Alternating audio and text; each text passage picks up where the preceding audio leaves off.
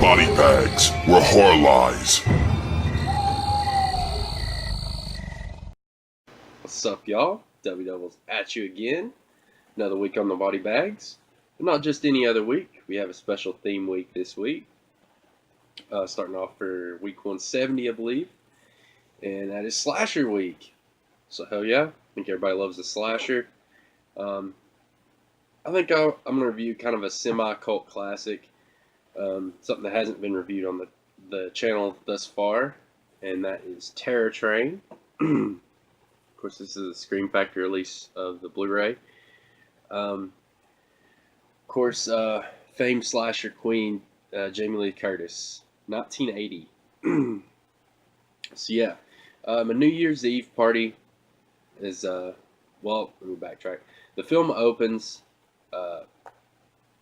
with a prank somewhat gone wrong. A really cruel prank. They kind of make a group of friends making fun of this kind of nerdy guy. I'm assuming he's a virgin, and they say this girl is interested in him and that she wants to hook up. So they all kind of frame this big fake gathering rendezvous for this guy, which ends up being a corpse, which is some bizarre, crazy shit. And the guy flips out, and of course is sent to a mental ward afterwards. So then it fast forwards to a New Year's Eve party, which this group of friends are all gathered together on a train. It's a train costume party. So, and then your basic stalk and slash basically happens from there, all while taking part during this party on the train. So, interesting cast. You have a magician played by David Copperfield, just kind of funny. But yeah, you have kind of interesting. You got some old school actors and stuff. Ben Johnson, the old guy in this, he does a good job. He plays the train conductor. But anyways, yeah. So this is basically these frat kids doing their horrible prank gone wrong, and that kind of thing. It leads to a stalk and slash. This is not a plot or anything that hasn't been seen before or done before, but in 1980, it was still relatively fresh, I believe.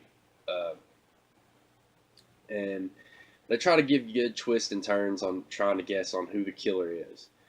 I really like the killer dons the mask or costume of whoever he kills. So the killer's attire is constantly changing in this film. I always thought that was kind of a cool aspect of this movie. I don't know that I've seen many horror movies that do that at all. I mean, usually your serial killer or whatever has the same look through the whole film. So I always thought that was interesting. Really stylized look, though. I think it has a cool look. It really captures kind of the claustrophobia that would take place on a train in these tight hallways and tight spaces. And just some cool kind of weird panning shots and really odd lighting throughout. It has kind of this disco glam look, but kind of, I don't know, creepy and atmospheric at the same time. It's kind of weird to explain. But a lot of the acting and dialogue is so-so, though. Like, as far as the storyline and the drive goes, it's nothing a whole lot special there. Like I said, for I think more hardcore slasher fans, this wouldn't be high on their list of slashers, but I think it's still a quality slasher and considered a classic. And if you haven't seen it, I definitely suggest checking it out. The ending of it, the climax of it works, I do believe. It's somewhat predictable, but like I said, in 1980, some of these twists and stuff hadn't been seen or done as much, so this stuff was relatively fresh at the time. I think you got to put yourself in perspective when you look back on some of this stuff. So, Terror Train, I'd probably give it a solid 6.5 out of 10. Cool little slasher. Would like to see maybe the gore amplified here and there. The score and soundtrack was a little generic. Could have used something a little extra there. But a cool, fun little slasher flick, though. Go check it out, y'all. As always, appreciate y'all watching. Till next week.